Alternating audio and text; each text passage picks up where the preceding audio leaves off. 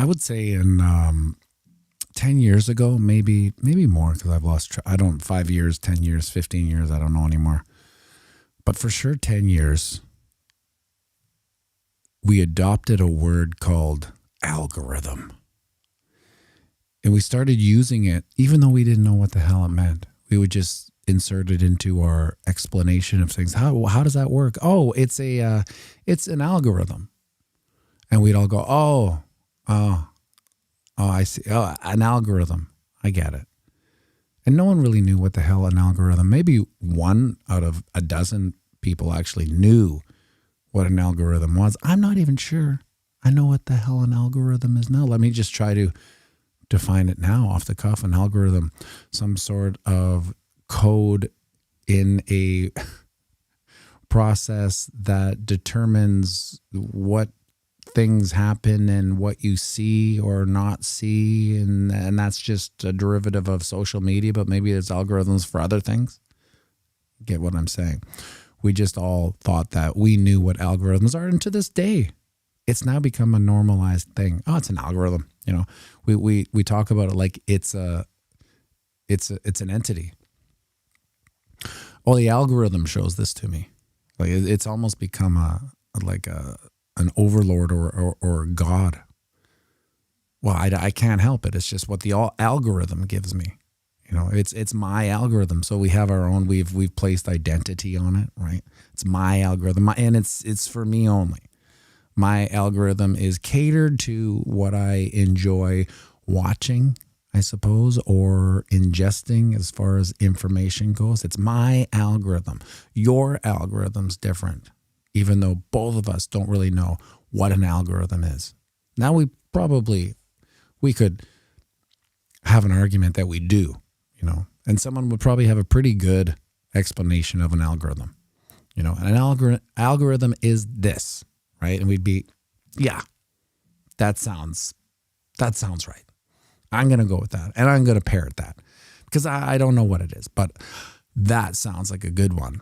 Now, fast forward 10 years, we have a new word. It's equally as undefinable, maybe exponentially equally undefinable, and that's quantum. And what I really love is the quantum FUD, because you give me 1,000 people, and I bet you one of them, so we're talking about, 10% of 1%, could really explain what quantum is to the point where you understood it. Maybe he does, but we're talking like he knows it so well that he can actually convince you that you now know quantum. Like, let's not even talk about the quantum FUD for Bitcoin. Let's just talk about quantum theory. Okay, well, what is that? It's where do you even start? You know who doesn't know anything about quantum? This guy. To the point where I don't even throw it around. Well, it's quantum, right? It's almost like one of those words like anti-vax or conspiracy theorist or racist. Once you throw quantum out, it's just a stopper. It's like, well, how do you explain this? Well, it's quantum. So, it's quantum. That makes sense. Like we know what the hell quantum is. Now, if I were to spitball quantum like I spitballed algorithm, I would probably say, it's a computer, even though it's not. Just the concept of it. It's a computer that's so fast that it can do computations exponentially faster than any other computer, and that's why it's called quantum. It's a quantum computer. We first have to understand what the hell quantum physics is. Okay, and once you do that, you could probably draw a correlation between quantum physics and quantum computing. I cannot. And I don't even have the bandwidth to maybe even do the research. But you can find a lot of researchers on X these days that know everything about quantum, everything. They just say, well, this is going once quantum computing comes in. Okay. Well, this is why I'd like to be on these debates. Oh, hold on a second. What is quantum computing? Can you just dumb it down for me, just so we're all on the same page? What's quantum computing, and how does it do what you think it's going to do? Oh, well, you have to take a computer and then then you quantumize it into quantumhood, and then you got quantum computing, and you better look out for quantum computing, because it's going to do things that, well, we don't even know what it's going to do, because we don't really fully understand what we're talking about. But it's going to do things that you can't imagine. It's all quantum. They're going to quantumly destroy Bitcoin. Nothing else, though. It's heading straight for Bitcoin. It's almost like it doesn't care about anything else but Bitcoin. Does it care about, state secrets, or, everyone's pension plans, or the $400 trillion locked up in legacy bullshit, or the quadrillion amount of derivatives out there? No. It wants one thing. It wants that sweet 1.5 trillion market cap of Bitcoin. That's what it's coming for. All it wants is quantum. And at that point, we just got to say, hey, quantum. Yeah. Bulls on parade. Every time you say quantum, I think of Quantum Leap. I need more coffee. Yeah. That was one of, back in was that the 80s or 90s, Quantum Leap? They don't make shows like that. I would have assumed that they're about to, because now that I look at it, so when you're a child of the 80s and 90s like I was, what I thought was a new movie or show turned out to just be a remake. And then now that we're like 50 years from the 80s, no, 40, it's like every show that comes out now, we kind of know, oh, it's just a remake. Just a remake of another show. They're not even creating new things. They're just doing spin-offs of things that were kind of popular. And we let it go. Like we're okay with it. Did they, E-Money, they redid Quantum Leap a few years ago? 80s was the greatest. 80s, it was the greatest American hero, followed by Quantum Leap. Look at what's happening to me. I can't believe it myself. Suddenly I'm on top of the world. Should have been somebody else. Believe it or not, I'm walking on air, but thought I could feel so free. Flying away on a bird in a plane. Who could it be? Believe it or not, it's just me.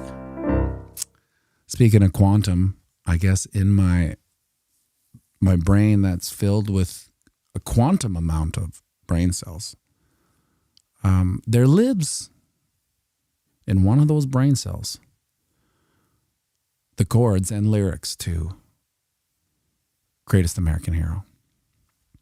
That's why you have to be very wary of what you do with your brain cells. Like, had I continued to party and drink, I might have used up that one little cell that holds the memory to the Greatest American Hero. One of the greatest shows on the 80s. What was he? He was a crime fighter, superhero crime fighter that couldn't land. He had to land. Before, when he was flying, every time he had to land, he had to look for boxes in like alleys to land. Yeah, green light it. That's perfect. Now here we are, absolutely doing nothing. Doing nothing. This is the great wait. The great weight is upon us. Now we can make another triangle here, but it's like, come on. We need a move, right? At this point, all TA is getting stale and old because technical analysis is just a reaction of a movement, right? People usually think that it's a predictive type of thing, but all these things are just like hockey commentators, you know? Oh, when we get over the 20 moving average, he throws up a wick, gets denied all the way back. Oh, he's going to go past the 50 moving average. It's just all talking about it. So we need a big move in order to get some more technical analysis going here. Look at this. This about sums it up, right? This is about sums it up what most people are feeling right now, outside of trying to wrap their head around quantum. Quantum. It's funny because I bet you until this little rant probably thought that you kind of knew what quantum was too. My argument is no one does. So every time you see it in a feed or you hear it on a podcast with some, professional Bitcoin shills, ask yourself, do you really think that this guy knows what the hell quantum is? Do you really think that this guy knows what quantum is? Like, who do you know in your real life that actually knows and can define quantum to a T? And then extrapolate that into the shills out there on YouTube and X, right? Do they really know what quantum is? And they're fearful of it. You better watch out. You better watch your Bitcoin for quantum. Terry Crow, I think CTO Larson knows. Yeah, well, you know what? If there was one person I would probably say might know what quantum is, I'd say it is probably CTO Larson. Of all people. That's a good point. I stand corrected. Over on the daily, we are now just at our support line. We went from resistance to support. We kind of busted through here. What was this last week? Yeah, remember that? 59K. Yeah, I made another video yesterday while I was cooking a steak about my bear market plan. How to thrive in the next 7 months. Now, the interesting thing about this video, I think, is the concept of winning no matter what. Sometimes when I'm editing the video, the beauty about these videos, I don't do much editing. It's just like record it, slap it in, but I have to watch it just to see if there's anything wrong with it. It's like, does this even make sense? If I lose, I win, and this is how I win. It's true. It's an asymmetric bet in the next 7 months, and we should all be so lucky. But one of the reasons, too, is that we're all in this blanket of FUD and fear. If there's one thing I forgot about the bear market, it's the bear market mushroom trip, right? You enter this mushroom, when you're on a bad mushroom trip and you're like, things become exponentially worse. It's like, oh my God, these trees are listening to our conversation. Don't move your lips. Don't move your lips. These trees are reading our lips right now. They don't like what they're saying. You know what I mean? Like everything that can be perverted into like negativity gets perverted into negativity. That's what's happening right now with this bear market, this crypto winter. Now, the good news is like the crazy part of it all is that we're almost halfway through it. Now, I would say that the next half is probably harder because there's less volatility and more just kind of boredom as we drift down, but I have noticed a little bit of positivity. It's a little bit, like it's just a small veil of positivity, but it's something, and it's only because I'm taking breaks from X, getting out. So when I come back to it, it's a fresh Plato's wall for me. And I can see that there's certain things that have changed in my algorithm, my quantum algorithm. So I can sense it now. Whoa, E-Money, we don't do positivity here. No. This is where most investors go wrong. The only way to really make any money is to be aware of opportunities to get back in. That's it. Look at it this way. Now, if Bitcoin were to keep going, like let's say it went up to 300K, like everyone kind of thought it was going to, you would probably never ever get one more Satoshi. If your bags were packed, you probably could just consider yourself lucky. Meanwhile, everyone else, like all the institutions, the smart money, would be loading up, but retail was with their bags packed. It's just like waiting. You did your parachute. You're on the plane waiting to jump out. Back my parachute. I'm good. Right. This is one of those opportunities that you may look back in 4 to 8 years and think to yourself, wow, I can't believe I actually got more exposure to that in 2026. It may be the exposure you need to survive this mass turning, right? This economic paradigm shift that's occurring right underneath us as we speak. Daddy OSC, I have noticed a smidgen of positivity as well. Yeah, it's masked. It's masked under the quantum FUD, but I'm just hoping if there's one takeaway from this video, you realize that nobody really knows what that means that's talking about it. Now, I'm not saying it doesn't exist. I'm just saying I don't know what the hell it means, and neither does anybody else, right? They're just saying it. It's like a catchy, fearful thing, like the trees reading your lips on the mushroom trip, right? Don't move a muscle, these trees are now reading our lips. You see how crazy it sounds, right? To me, that's what when I see someone talking about quantum, especially because I know their intellectual bandwidth, from watching their videos, like this mother effer doesn't know what the hell quantum is. Over on the weekly, we are under our critical line of support. Now, this is what I talked about in the video too, while I was cooking a juicy ribeye. Now we have these ribeyes infiltrating our province. Now, I don't know if they're shitty and they're trying to get rid of it and they dump it on Manitoba, the toilet bowl of Canada. But I have to say I enjoy them. They're not that marbled. They're not the fattest. They're from Australia. So now I'm thinking, is something wrong with Australia's meat? They're shipping it over to Canada. What the hell's going on? Anything. What was this? A new version of Stream Deck is available. Remind me later. And anyway, they're very juicy, thick, 1.5 inches, 3 minutes, 3 minutes. It's the perfect length for a video, if I have anything on my mind. But this metric, this holy grail, so there's certain holy grails of metrics that people think they're like sacred cows. It's like, well, this is the top of the 2021 bull run. And it's by creed of law in the constitution of Bitcoin that it will never do this and never do that. Throw that shit away. All those rules, throw them away. It can do whatever the hell it wants to do.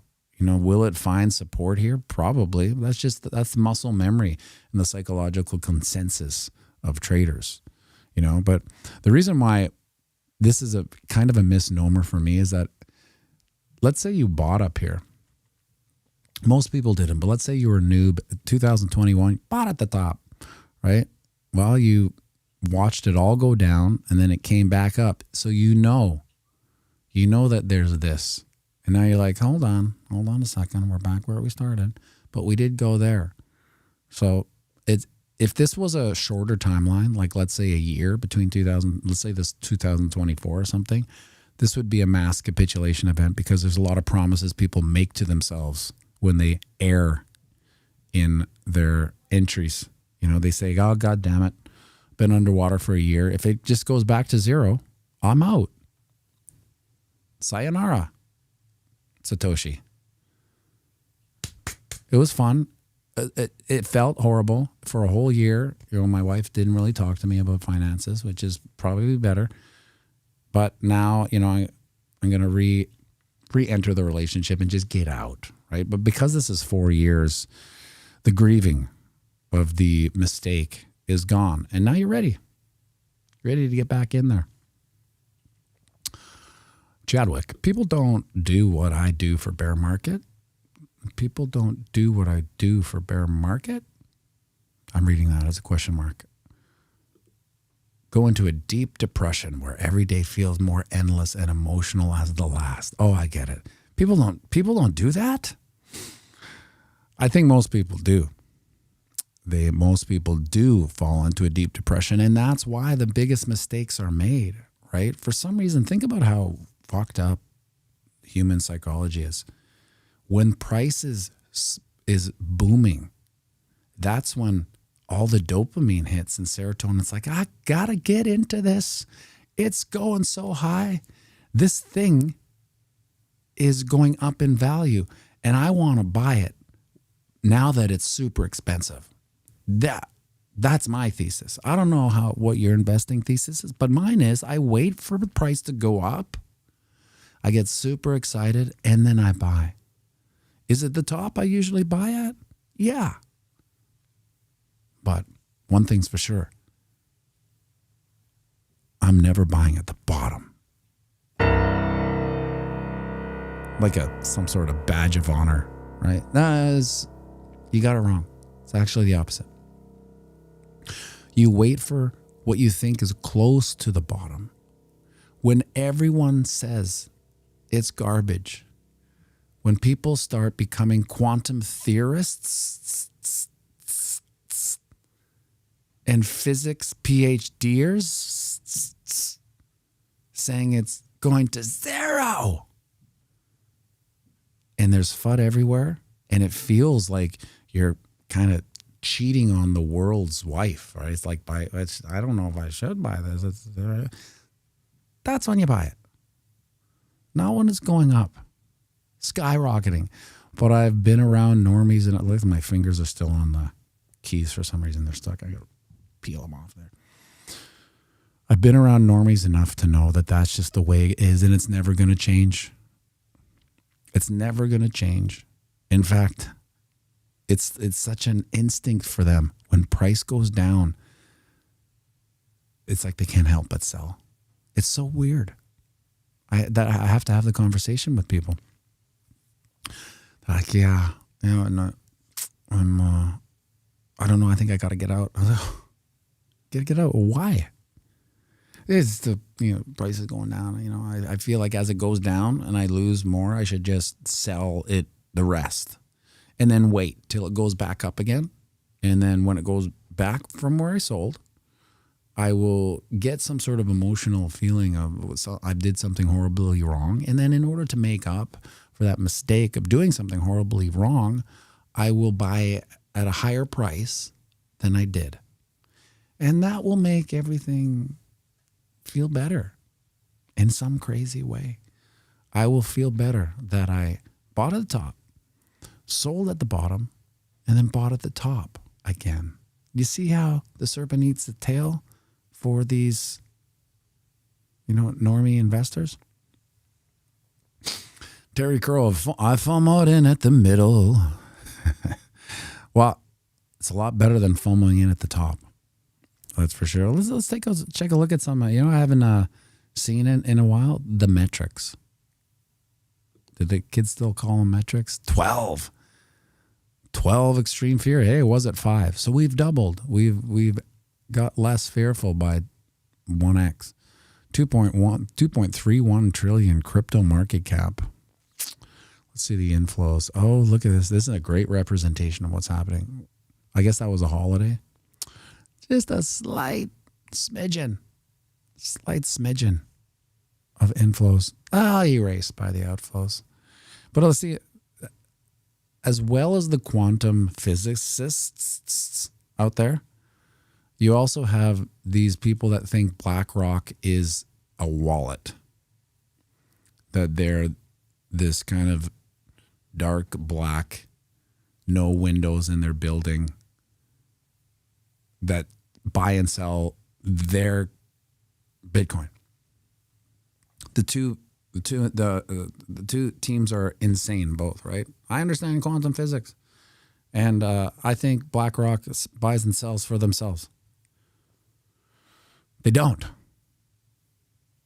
The phone rings, and the boomers panic, and tell them, I'd like to withdraw my Bitcoin at the bottom. I don't like it. I don't like where we are. And then they just buy and sell from what they're being instructed. They don't buy for people without them asking. They can suggest, I think we should put this 1% allocation, but at this point, that's a tough sell, right? It's only the really sophisticated investors that are listening to these salesmen, right? Can you see how silly that even sounds? Sophisticated investors are listening to the salesmen now. Now, at the end of the day, Bitcoin doesn't need salesmen. It doesn't need sophisticated investors. It just needs patience, and then about 12 years understanding what the hell quantum means. Make sure you like and subscribe and share this video.